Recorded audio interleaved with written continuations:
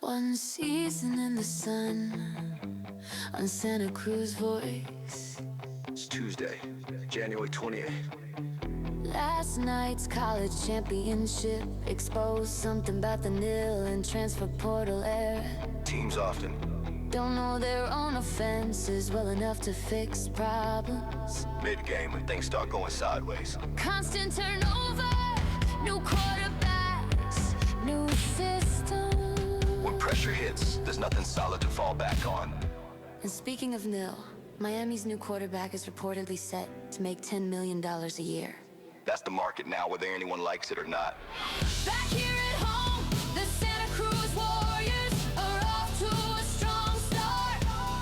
Winning their first 2 home games of the season. Good energy early and something to build on. News, traffic, weather, sports. And if there's any time left, This week in Bubbles. One season in the sun on Santa Cruz voice. I don't know how. it's Tuesday. Oh, jeez. I don't know how It's it a is. loop, It's a loop. That's right. like Oh. all along the watchtower. Yeah, something. All right. It is 62 in Santa Cruz, 64 in Scotts Valley, 62 in Monterey. So I didn't ride the bike today. 61 in Hollister. I was ready to go, and then I'm like, it's a little cold. 65 in Salinas, 54 in San Francisco, 58 in San Jose, 56 in Gorman, which is on the way to Anaheim, where it is 71. The traffic out there is just terrible. No, it's fine. It's just terrible. They have places on the one where there's a little bit of a mess up. I think it's more going south than anything. It was pretty easy getting here. There's another CHP assist with maintenance in Gilroy, and then one at South Coyote as you're going to the north. But they again doesn't seem to be much of a problem. Went through Santa Cruz by the boardwalk. That's pretty easy today. The one as it hits the streets is pretty cool as it hits the stoplight. But north of Davenport, between Davenport and Swanton, there is something messing that up, and I don't know what it is because it says nothing, but it shows a lot of yellow and red, so be careful if you're going that way. 17 clear all the way to San Jose. We're in San Jose. Everything seems to be just messed up. As I mentioned in the opening, Santa Cruz Warriors, but I didn't catch it before they recorded the opener. The Santa Cruz Warriors won their first 2 home games of this year, not the season, but the play of Charles Bassey is really bringing the Warriors into a much more competitive way. In fact, there are a couple players that didn't even play. They have enough players on the squad right now, and they seem to be gelling right about the right time. And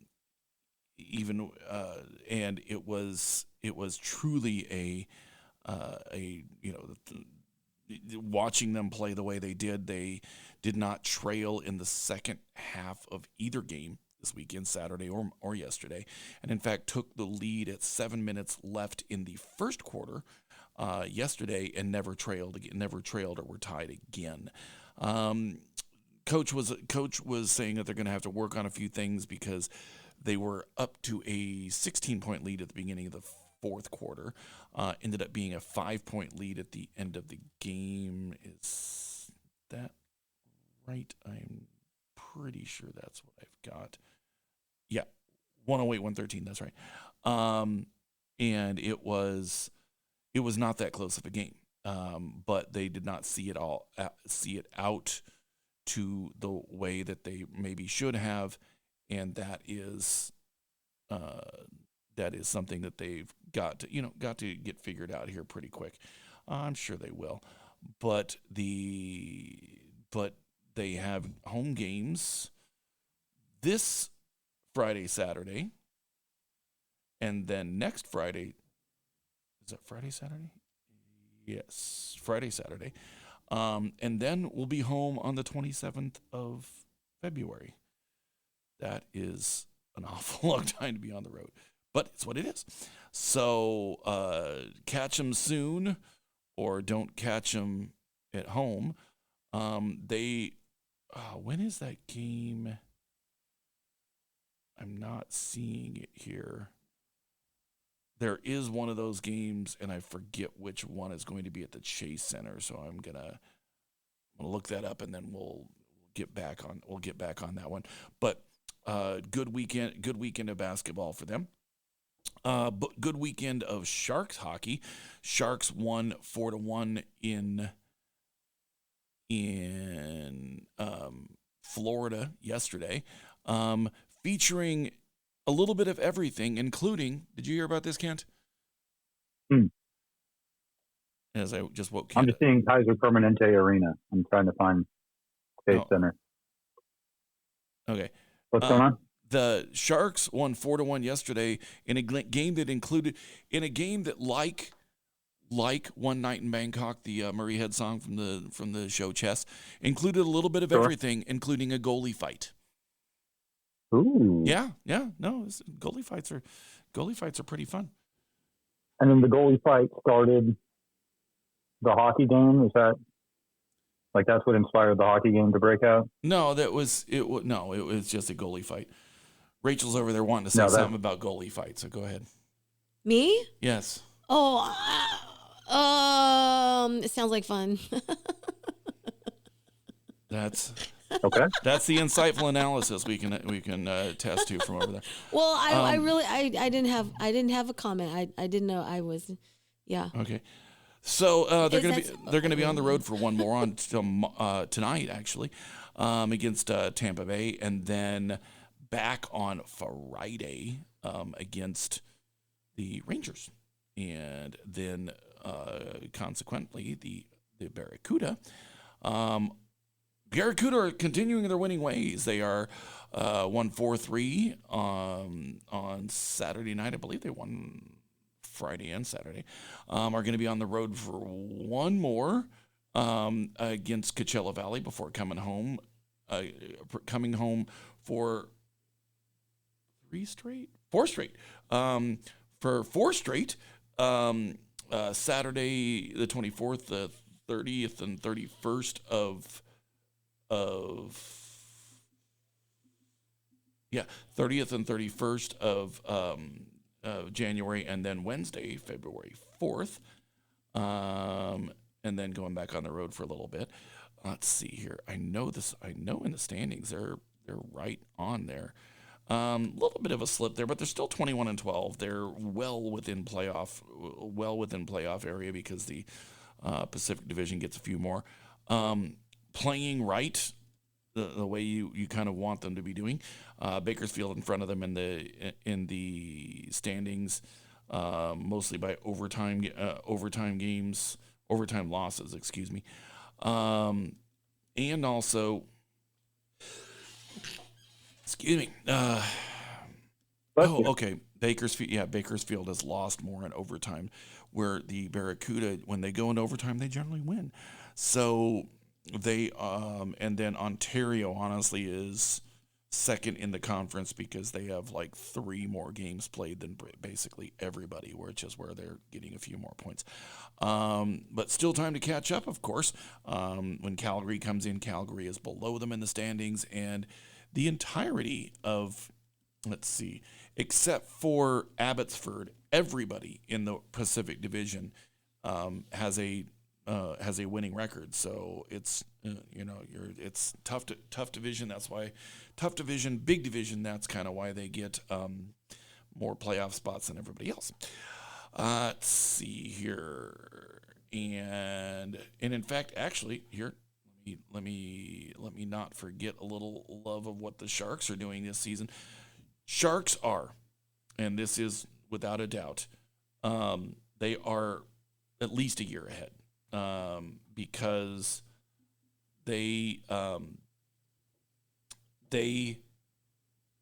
why can't I not get the standings?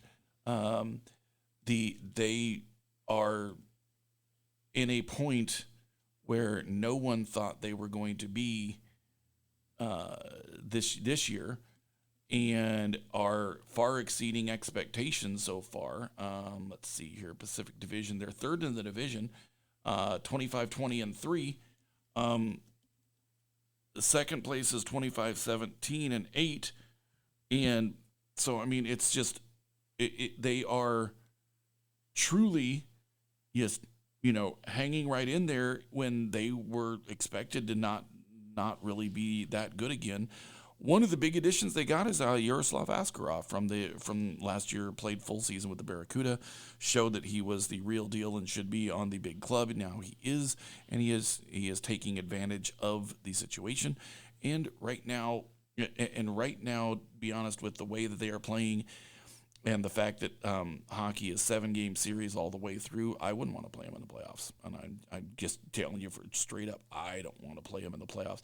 And they are 5 points out of second place, which means they would get the home ice if they could do that, they would get home ice in the first round. But they are truly, let's see, where are they at here? They are honestly, truly, they're truly at the moment pretty safely in the playoffs. So you know what? That's cool.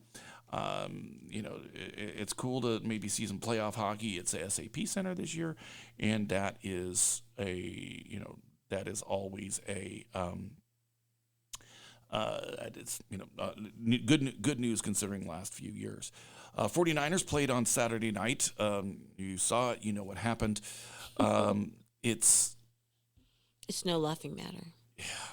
Well, it is kind of a laughing matter when and here it is. Here, okay, hold on. I got it.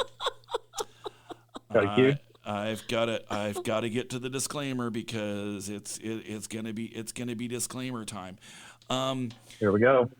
When you have a head coach who calls the plays and is heralded as one of the guys who is the best play callers ever of all time, and you score 6 points in a playoff game, and you are the overseer of 3 of the worst meltdowns in Super Bowl history, should scoring 6 points, regardless of who's injured, should you and your boss be on the hot seat? Personally, I think there should be some consideration of that because this is how he got the job. He's the best, quote unquote, look, a lot of it is self-aggrandizing and such, but he got the job because of his offensive play calling and his offense writing and creating capabilities, and yet there was 0 offense played on Saturday night. All right, here we go. I'm gonna play it now. Where'd it go? The opinions expressed on this program are those of the hosts and do not necessarily reflect the views of Santa Cruz Voice. Because honestly, and one of the things that we talked about on Locals Live as I was doing that in between 2 games, the San Jose State game up in San Jose, which we'll talk about here in a moment. We talked about this on Locals Live. One of the problems with his offense, he doesn't have one word play calls. Everything is seems to be a 10, 15 word, word description of the play. And when you are playing in a stadium that is specifically designed to jack with opposing offenses, you got to do better than that. You've played in it, and it's not like they've never played there. They play there every year. Every year in this stadium. And every year it's loud. It's like he went there and discovered something. Oh my God, it's loud in here. Okay, yeah, I heard. Yep. Is it loud in there? Are we talking about expressed on this program are those of the hosts and do not necessarily reflect the views of Santa Cruz Voice. communication during the game? He's not able to make play. Well, he's not able to call the plays in. The quarterback's not able to tell people in the huddle. They all look like monkeys violating a football. And it's just like, dude, at some point when you are the offensive mastermind And when you are guiding the offense fails in uber spectacular fashion. At some point, it's you. And for me, we're there. You know, other people make that decision, but for me, we're there. So there's where I'm at there. What time is it? Oh, 1:21 or 12:21. All right, so we have Bubble sitting across from me here. We have Kent from Greater Omaha on the line, who is going to bring us news now. Is he not? Hello. Can't Sure, do Greater yeah. Omaha. I mean, once you play the thing, I mean, well, I know better than I this. understand that. I mean, Is there a thing? All right. I'm just trying to make Well, there's a sure thing. that there is news. Okay, hold on. There's news. I like the pause. Da-da-da-da. It's that time again, where everything's breaking and nothing's fixed. Local storms, weird politics, and someone's emotional support iguana stealing the spotlight. That's your news with Kent from Greater Omaha. There we go. All right. Do I need In an unusual wildlife. Say what? Do I need the disclaimer for this? I don't think it's going to be too controversial. Okay, cool. Oh. All right, good. Yeah, and this is literally new, so that's not opinion. Okay. In an unusual wildlife moment out of San Francisco Bay, a lone coyote was captured on video swimming to Alcatraz Island, Oh dear. marking the first time such a sighting has been documented by park biologists. Wait. Oh dear. Tourists I mean, visiting- were there deer on the island? Is that what he was like? Oh, there's coyote. deer. But I mean, Actually, why did the there are rodents. why did the coyote swim to the island? I mean, it's like. Oh, it's Popes in a Volkswagen. I'm sorry. Okay, all right. I'm sorry. That's the joke answer. Okay. Sure. So this is the first recorded instance of a coyote making it to Alcatraz. Oh. So the animal's current whereabouts remain unknown. Oh. They note that while the island offers food sources like rodents and bird nests, it has a lack of fresh water and as a harsh terrain. So that could impact the animal's chances if it remains there for long. They also speculated that it might not have intended to swim to Alcatraz. It might have been chasing an animal and fallen off of something and ended up in the water. And being such a strong swimmer, it was able to arrive at the world's most, at the time, I guess, the world's most tightly guarded prison. Wait, is this from 50 years ago? No, this is from now. This isn't John Englund and John and Clarence Englund and Frank Morris. This is Okay. All right. this is this week. Okay. But we don't know. We don't know. Much like those guys, we don't know what became of the coyote. So Yeah. That's That's like asking the musical question, what became of the monk? Damn it. it's the mystery of Alcatraz. Yeah. Don't get me, iffy spot. Don't start singing, please. Oh, Well, God, that's a don't. long way to swim. I wonder if it was a mistake or if it was intentional. You know, we tend to, as humans, anthropomorphize the motivations of animals. Yeah. Well, like I said, they hypothesized that it was chasing another animal, and that's probably why. It probably wasn't I've always wanted to see Alcatraz, but up close. I don't think that's. Like the coyote was What? having a hard time getting on the list to get the tour. And he's like, well, we're just going to take matters into our own hands. Yeah, Well, those guys made a homemade raft, out of raincoats. Well, and So, he showed him you that know. he showed Are you him that talking you about don't Kon-Tiki? need a raft, you just need a coyote. That's right. Wait, hold Coyotes on. transporting themselves. Is this coyote the four-legged animal or a coyote person that smuggles drugs into the country? Well, they're mostly smuggled people, but this is actually the animal. Oh. The four-legged Hey, animal hold on. has a tail. Hold on. Yeah, no. You Opinions expressed on this program are those of the hosts and do not necessarily reflect the views of Santa Cruz. Okay, there we go. All right, there we go. All right, We're covered. Yeah. that's right. This reminds me a little bit of, what is it, Jack Kerouac's Seawolf? where the commuter falls off the commuting ship and into the San Francisco Bay and is picked up by the sea wolf and whisked away on an incredible adventure. But in this case, there's a coyote. Arguably, the coyote was inspired by Jack Kerouac. If he ever learned Well, I mean, to here's the read. thing: if the coyote was in the bay is connected to the Right. sea, so he is now a sea wolf. Oh, it's Jack There London. you go. Jack London. Yeah, Oh. Yeah. hold That's on. a different Jack altogether. The opinions expressed on this program are those of the hosts and do not necessarily reflect the views of Santa Cruz Voice. Well, lately, we're having to do this a lot during the news. I'm just pointing this Sometimes out. they're not even our opinions. Sometimes Actually- we're getting the people wrong. News Well- is facts. Well, here's the thing though. And okay, on the opinion front, when we were talking about NIL, and we'll get to that after the break, because NIL and the transfer portal have ruined college football. And I had this discussion with several broadcasters not in football but interested in football this weekend, and it was just, it was it has ruined the game. So we are truly mourning the loss of the way football used to be. But now we are going to head into that first commercial break, and we will be back right here on SantaCruzVoice.com. You are listening to One Season in the Sun, and hopefully this is the right one for the first break.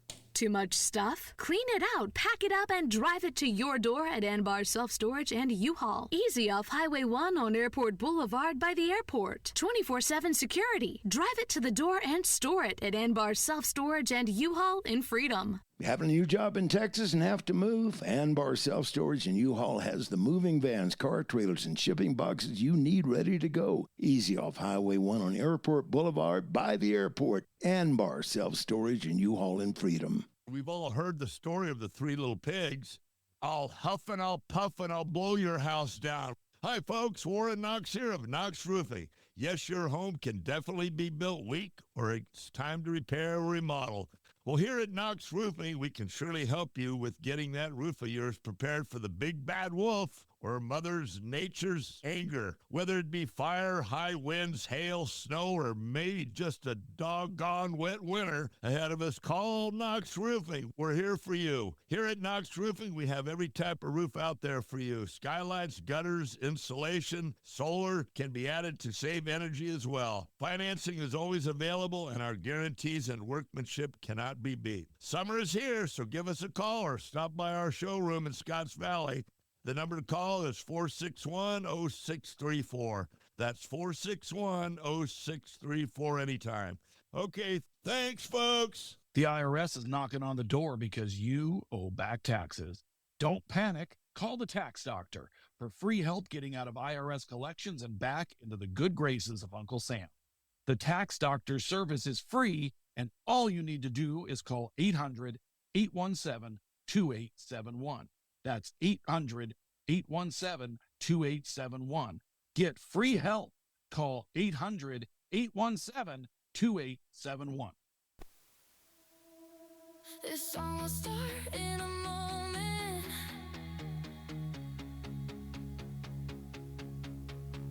This song will start in a moment. This song will start in a moment. This song will start in a moment. This song will start in a moment.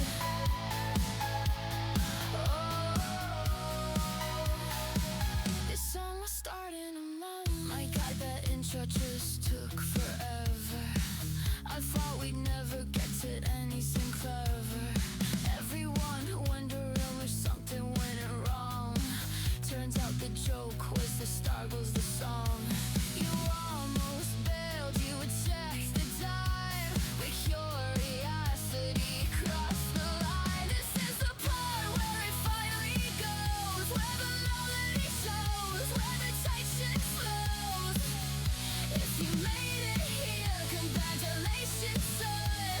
The way too low, so it has just begun. Okay, now it really starts. We said, hang tight. All right, man. Here's the thing, Kent. I Sure. said, Lucy, write something called the Way Too Long song. Well, I wrote the Way Too Long song, and then I said, here, record it. And Uh-huh. it is called the Way Too Long song, and it's 3 minutes and 27 seconds. And I'm like, damn it. It could go longer, That's really long. maybe 6 or No, 9. it's not for a Way Too Long song. I mean, it should be Oh, like, I you want wanted a song Freebird. that was like way too long, but it wasn't. And so that was the thing. So Write circling, a way too long song about something that's way too long. so I mean, you could loop it infinitely. yeah, I guess so. Ooh. Yeah. Yeah, they didn't understand what I was talking about the beginning, but you know, I will either re-record it and add it to it or make them completely redo it. But I'll see. But okay, so this NIL transfer portal thing, this a athletic, but I'm sorry, he really didn't accomplish too much. Hold on a second. He who? Quarterback from Duke who has entered the transfer portal, and after Carson Beck, a starter of 43 major Division I college football games in the SEC and the ACC, got paid $4 million this year to play college football. Ooh. His successor, a supposedly more athletic guy from Duke, is reported to be getting to make $10 million for next year. But as we saw last night, Miami had no answers in the first half when everything was going sideways, because of the portal and freshmen are one thing, but because Carson Beck had been in the offense for 1 year, did not know it deeply enough to have them call things that went with what the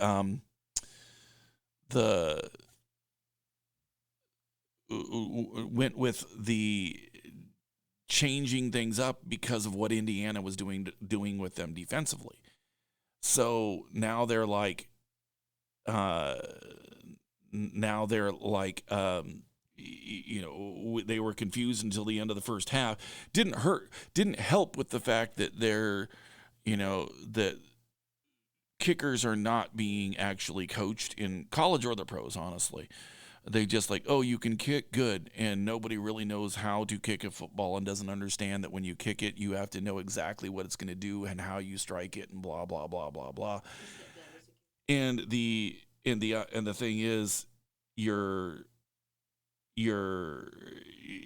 got guys that just are not good at their craft and are not understanding enough of about the system they're in to make a change, like in the middle of the first quarter when you've gone 3 and out 3 times, and we're 0-7 to start the game on third downs. You really need to at some point be able to change up what you're doing because of what's being done to you.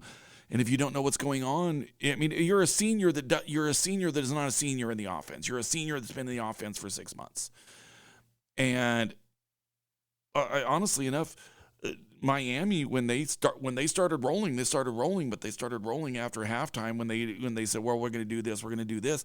But then at the end of the game, you end up having people not on the same page that helped to cause an interception that ended the game. And it just shows you what inexperience in a system will do to you, is make you look like an inexperienced person in the system.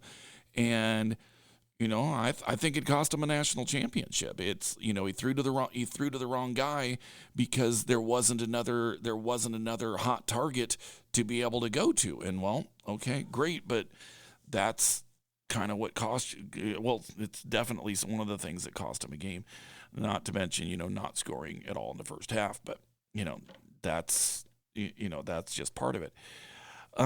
Hey, but all they should have had kicking? Who? Gus from the movie Gus. from 1976, the mule that was capable of place kicking a football 100 yards with deadly accuracy. What would Gus even look like Didn't in need the training. jersey? Well, This was in California. So good, well, right? here's, I mean, okay. Well, but I'll be honest with you. So, I mean, but history was made last night in the fact that Indiana has been around as a football school for nearly twice as long as Miami, but does not have the same number of wins. They are, and they are, first national championship ever. Hey, playing in Miami, University of Miami at Coral Gables, their home stadium, outnumbered them. Hey, look, and here's kind of the thing. I am just going to say this about the Miami coaching staff. They seemed like they were prepared for things to happen. They seem like they were prepared for things to to go awry. Here's a weird little spot too. Fernando Mendoza's brother, by the way, was actually Fernando's backup during the 2025 season at Indiana, and he's going to enter the NCAA transfer portal. It's making it a horrible watching experience sometime with their ability to change things on the fly and to do things and to do different things if something's going wrong. And but here's something I think needs to be done. And I think we are just truly not understanding some things about the economics. Okay, fine, the economics are there. You got guys making $4 million. We were talking about this yesterday, and this I think has got to be one of those things. If you make double what the tuition room and board is at the school, and I think you should be getting the lien against it, the whole thing, not just, oh, I have an apartment off comp. Nope.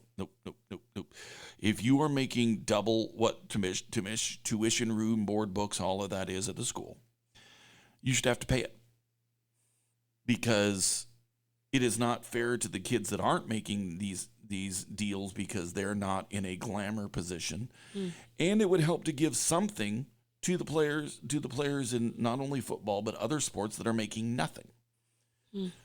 And if you're making $10 million a year, and University of Miami at Coral Gables, I believe, is like $85,000 a year. You have to pay it, and it gets divided amongst your teammates and other people in the thing.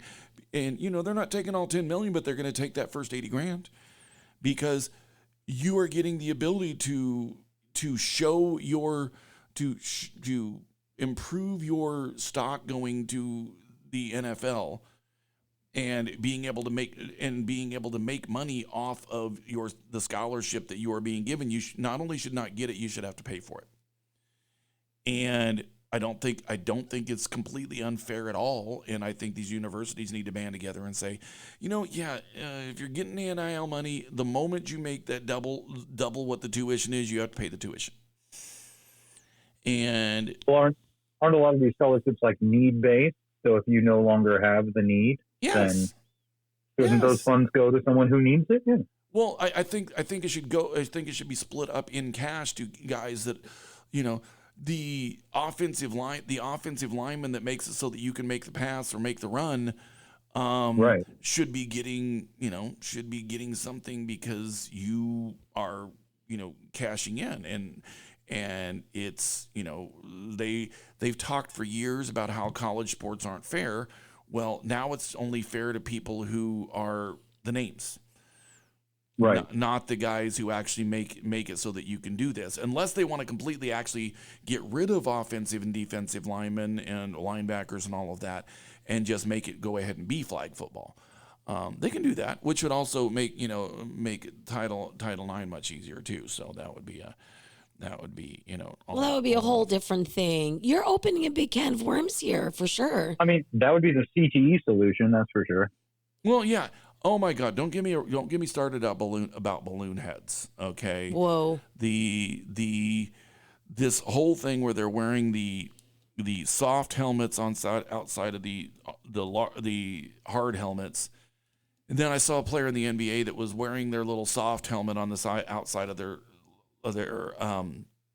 hard helmet. Whoa. This weekend, but then they weren't putting their mouthpiece in their mouth. They were letting their mouthpiece hang free, which, by the way, a good way to get a concussion is to get hit under the chin without your mouthpiece in. So you're showing us that you are wearing the god-awfulest, ugly thing in the world because you don't want to buy a helmet, i.e. Vices, which still is the best. That's not a controversial opinion. That's just the truth. That's not even an opinion at all. Vices is by more than 8 percentage points. All of their helmets are by more than 8 percentage points better than every other helmet made in hits in concussions per hits. That is a detail and a half. And they have been ever since they've made them. But the only kicker is Rydell will give you one. Vices, you got to buy it. And so this is again showing, players that are making enough money to take care of themselves that don't want to spend, and it's not like they're $600,000. They're like $1,000 for the pro model. But your head isn't worth $1,000. I'm telling you this. Okay, I'm ready. I'm gonna get ready for it because there we go. I'm gonna tell you this. If the Vices helmet had been around when Junior Seau played, he would have bought one. And I don't even think that's very controversial, although I'm going to take credit for it. Hold on. Got to get it. So is there. The opinions expressed on this program are those of the hosts and do not necessarily reflect the views of Santa Cruz Voice. Okay. Or staff. Think local first. Because he's a guy that cared about his head. Retired because of his head. Now, again, he may not have done it early in his career, but if those had been around, he would have encouraged everybody to get one. And in fact, he is the kind of cat that might have bought one for everybody in the league. Swear to God, he would have said, because Vices doesn't give them to anybody, that you have to buy them. But you know what? They are the best. And they are the best by a big ton. And they are better than the balloon heads, which they get for free. And if something is the best, why would you give it away? Well, to the guys who are in the biggest profession of it. And in fact, actually, I know Fernando Mendoza wears one. Let me see here. Yeah, his brother is wearing one here. Yeah, they both wear Vices. And the reason being is because they are the best. And, look. I mean, a balloon head to me sounds pretty good as the bubble lady. I don't know. They are the most god-awful looking things in the world. And they are not as a balloon head where you're wearing the big balloon over the helmet in the NFL. It is actually not as protective as a Vices. Well, it opens up to like a third layer on top, too. Yeah, it's just, what are we looking at next? Airbags at contact. Oh, Jesus. Well, they have those, don't they? Well, not for football. It'd just be exploding every play, man. Personally All right. inflating. All right, so here we go. We're going to hit that second break late, so that's fine. So we'll be back right here on SantaCruzVoice.com. You are listening to One Season in the Sun. And I probably should just be playing the disclaimer on loop from here on out. Okay. Cannabis is one of nature's most beneficial plants. Hello, I'm Jenna.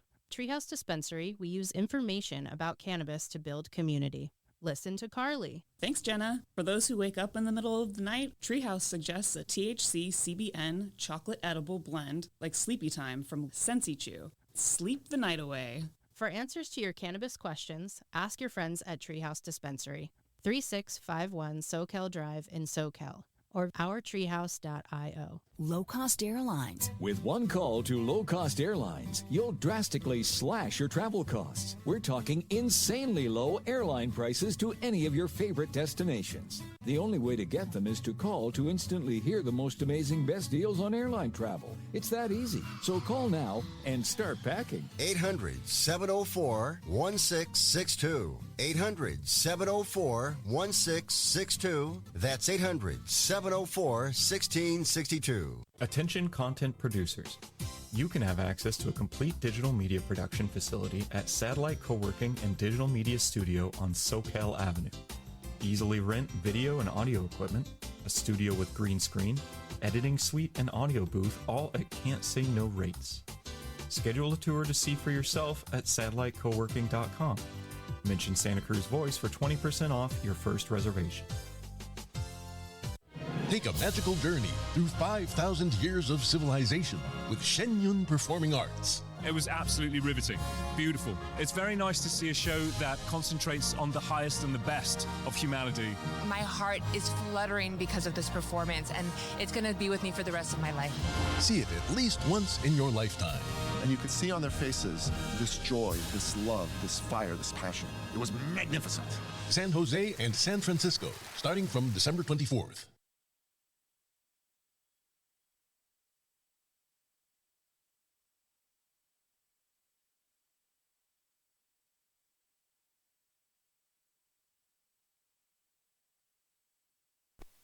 Lucy laughs, ball hits the ground. Charlie swears he won't back down. Sally shouts, the sky turns gray. Patty says, just eat anyway. Linus hums, the truth feels near. Woodstock spins, no one steers. Paper plates and oddball chairs. We're a mess and unprepared. Popcorn, toast, and jelly beans. It's a mess, but it's our scene. All right, and actually, as we were talking earlier, Kent, this was kind of that thing there where I didn't even know that Alberto Mendoza was moving on with the transfer portal, but one of these things that is a big problem in the current thing of transfer portal and NIL is that if you enter the transfer portal, your original school, and they shouldn't have to, because if you're sitting here saying, "Oh, I'm gonna look at my options and see if I can do better," they are not obligated to hold your spot, and usually they will fill your spot with someone else, and honestly, they're trying to sit there and say, "Oh, well, it's." They're like, oh, they give them this really short time to be able to do this. No, they knew they were going to sit there and shiv their team that gave them opportunity in the back. They knew they were going to do it the whole time, and they're like looking. They say, well, why this happens? Fishing for details. Some of the players entering to hope for a better offer, but find their original team has moved on, as they should. And there's advice, and the biggest problem, and this has been the biggest problem in a lot of sports issues. Poor guidance from agents or advisors can push portal athletes into the portal when they really shouldn't be doing this. And they treat the portal as a safety net, thinking they can always go back, but it's a competitive market. And why should they hold that for you? And honestly, why should they? And then honestly, they can risk losing their scholarship, their spot on their team, and even their eligibility. And then plus, again, I think if you're doing it for NIL, you should if you're doing it for NL, you should have to pay the tuition. I mean, just straight up. And it's the players that are going to get screwed, but it's, and honestly, Indiana played the portal just like perfectly. I'm not gonna lie, and if that's the way college football is, great. But the other side is that all these kids that are saying, "Oh, I'm gonna go see what I can do." There was one kid that literally had on his list of, it was from Oklahoma State. He had on his list of schools he was going to visit. One of them was Oklahoma State. I mean, one of the schools you were considering in the portal was the school you're currently at. Oh, what does that mean exactly? Means that he was trying to save his spot by saying one of the things he might do is stay.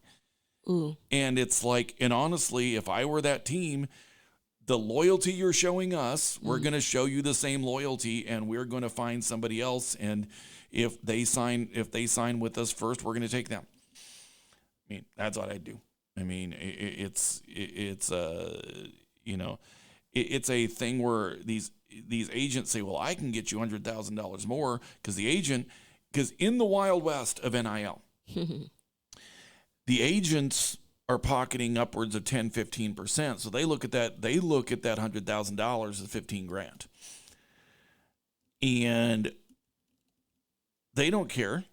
They don't care if the kid's eligibility runs out. They don't care if he signs anywhere, because if he doesn't sign anywhere, okay, well, fine, whatever. Because they got other guys.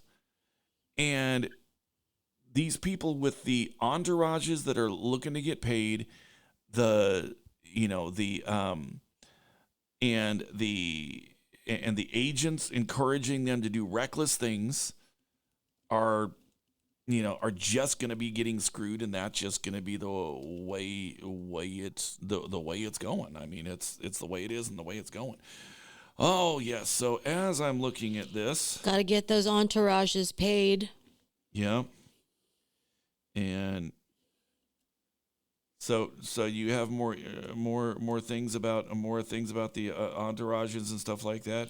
Well, I was thinking about one of the lines in the Lemons Aren't Real tunes is that we just want to get paid what we're worth. And so it's interesting to think about how a young player can become worth so much in millions of US dollars when they're also expected to go through college. And I can only imagine the psychological challenge of the student, as a sportsman, trying to balance all of that, and at what cost. How do they find their peace and continue to I mean, there's lots of to talk about there with academics and sports. It's made college football worse than college basketball. College football is system. College basketball is more athletic. So they come in, they play for a year. They probably have no idea where their classes are the second year, if they are truly been advised well and they're an NBA talent. Because by the time midterms come out, it's the end of March Madness, and they don't care because they don't need grades to go to the draft. But it's 3 years of it, because you can't get into the NFL draft until 3 years out of high school. And so now these kids are trying to cash in on that, but they're trying to cash in versus. So here's the thing. What do you want to do? You want to make $4 million a year? Okay, that's fine. Or do you want to be worth $50 million a year because you're a developed talent?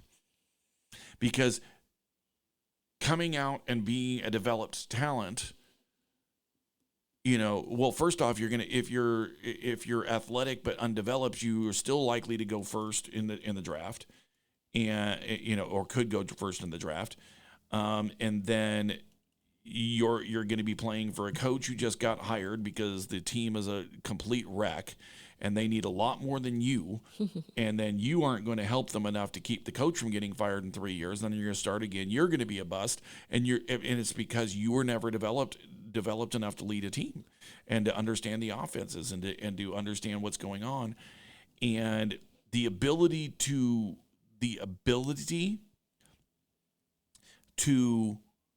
change on the fly, because the NFL is NFL in the playoffs is defenses, offensive strategy, and cue play. And if you don't have one of those things, look through the last 30 Super Bowls. Joe Flacco, Tim Hasselbeck are really the cues that have won a Super Bowl without being the reason the team got there.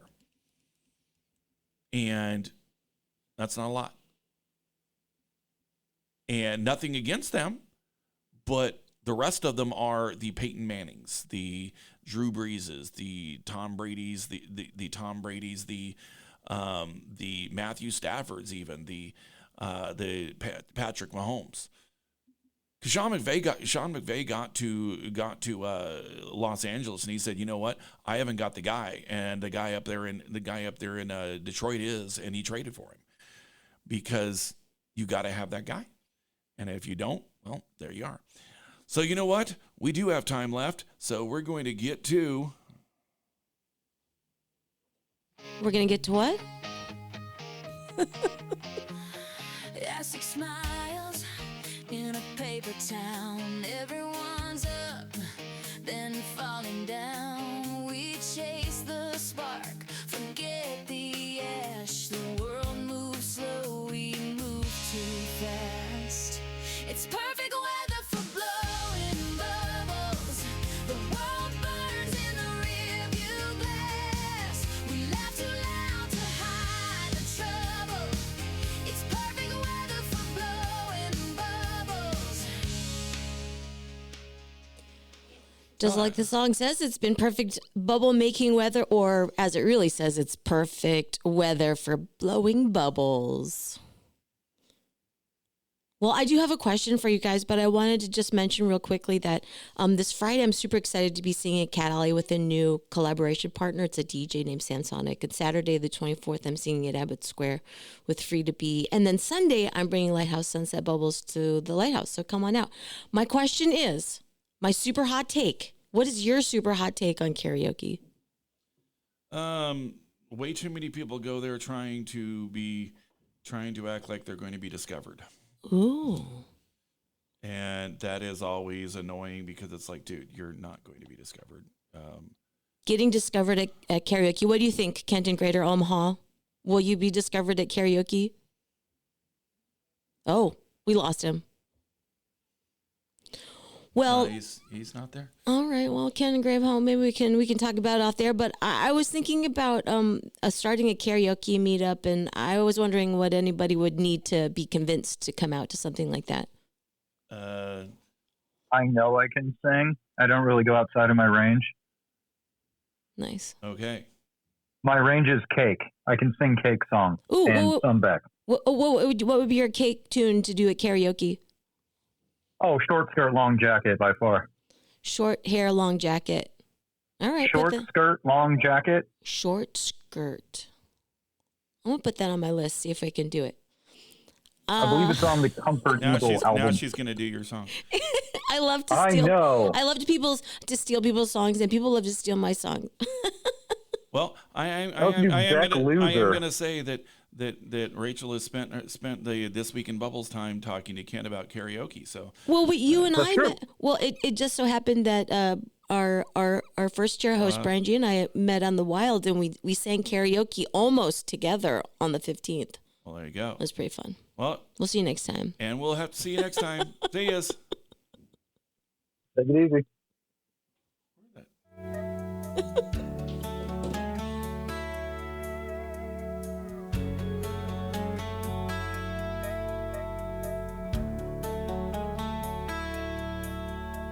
Coffee's gone cold, sun cuts through the blinds. Half-read letters, a mess left behind. Try to shake her off like a worn-out track, but every thought keeps pulling me back. Some days are just like that. You drive past a place you swore you'd never go back. Try to sing along so you don't lose track. Thought I saw her smile in the rearview glass. Yeah, some days are just like that. Tire hum cat's drawn. Phone lights up, but I leave it alone. Billboards blurring the miles stack. Every sign says stop looking back. Some days are just like that. You drive past a place you swore you'd never go back. Try to sing along so you don't lose track. Thought I saw her smile in the rear view glass. Yeah, some days are just like that.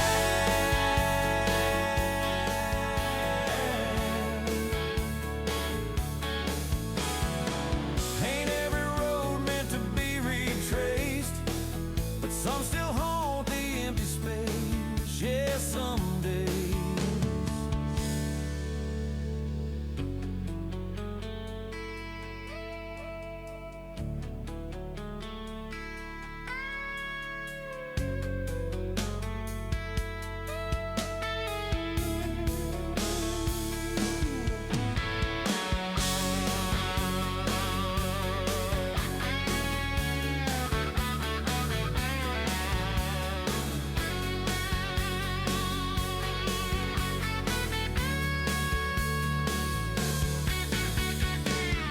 Some days are just like that. You drive past the place you swore you'd never go back. Try to sing along so you don't lose track. Thought I saw her smile in the rear view glass. Yeah, some days are just like that.